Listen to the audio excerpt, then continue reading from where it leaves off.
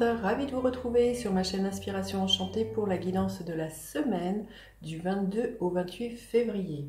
Alors n'hésitez pas à partager, liker, à vous abonner à ma chaîne. Si vous désirez une guidance personnalisée, vous avez en barre de description les coordonnées avec lesquelles vous pouvez me joindre.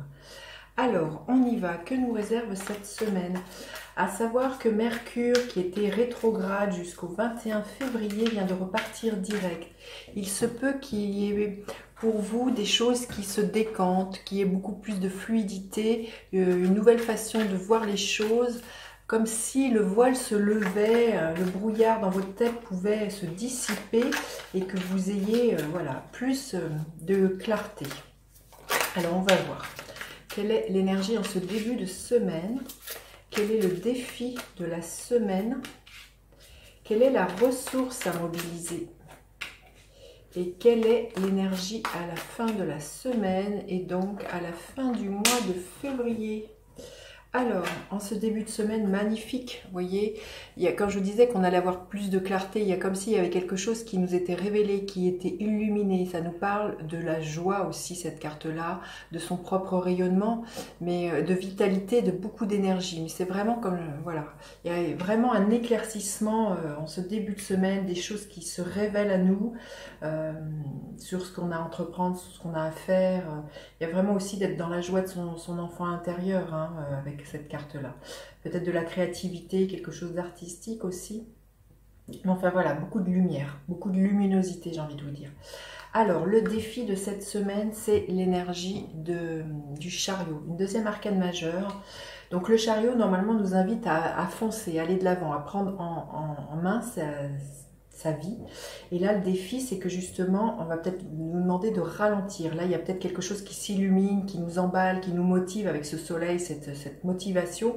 Et là, on nous demande peut-être de ralentir la cadence, de ne pas se précipiter sans connaître les tenants et les aboutissants, de bien maîtriser ce que l'on veut, de ne pas partir bille en tête sans prendre des garanties, sans savoir où on va. Il y a l'histoire d'une maîtrise pour moi avec cette carte-là, de savoir où on donne son attention, où on donne son énergie, où on donne son temps, comment on s'investit. Il y a vraiment quelque chose comme ça. Peut-être voilà, ralentir et pas se précipiter. Quelle est la ressource à mobiliser? Encore une arcane majeure, bah dites donc. La ressource, justement, c'est de vouloir entreprendre, c'est d'être dans la loi d'attraction, qu'est le magicien. Il sait que ce à quoi il porte attention, sur quoi il est focus, il a tendance à le manifester. Donc, vous voyez, faites bien attention à ce que vous avez dans votre tête, prenez bien tous les renseignements que vous avez besoin de savoir, voyez, sur ce que vous voulez entreprendre, parce que, voilà, il y a comme s'il y avait quelque chose, il y a l'idée de ne pas s'illusionner, hein, vraiment, avec le magicien. Donc soyez au clair, au plus clair, regardez bien si vous devez signer des contrats dans les petites lignes, les petits interstices, ne vous précipitez pas pour ne pas, entre guillemets, le regretter par la suite. Mais là, il y a vraiment l'idée de, oui, allez-y, foncez, vous avez tous les outils, toutes les ressources à l'intérieur de vous, mais avec de la patience et pas de précipitation. Et quelle est l'énergie qui est là à la fin du mois? C'est juste magnifique, le 3 de coupe qui nous parle de partage. Peut-être, il y a peut-être aussi, pour certains, ça ne parlera pas à tout le monde, il y a peut-être des réconciliations dans l'air, mais ça nous parle surtout de partage, d'échange, quelque chose que l'on fête. Alors justement, ça peut être fêter un nouveau départ, fêter un contrat, fêter l'annonce d'un mariage. Il y a vraiment quelque chose de l'ordre de la joie avec des retrouvailles, des échanges avec les personnes avec qui on en est bien. Il y a vraiment l'histoire d'être en harmonie avec les couples, voyez, dans de l'harmonie, dans de quelque chose qui émotionnellement vous nourrisse avec cette carte-là. C'est très très très très jolie semaine, hein, dites donc. Hein. On sent que les choses bougent et que le soleil revient. Quand je vous disais qu'il y a des éclaircies, vous voyez, de ce partage, des échanges. Il y a vraiment l'histoire aussi avec le 3 de coupe d'activer son réseau, hein, peut-être prendre beaucoup de nouvelles des uns des autres, d'être renouer des liens, il y a vraiment peut-être quelque chose comme ça. Alors, quel est le message supplémentaire? C'est une semaine qui est forte, hein, avec 3 arcanes majeures. Alors, le message supplémentaire que l'on a besoin d'entendre.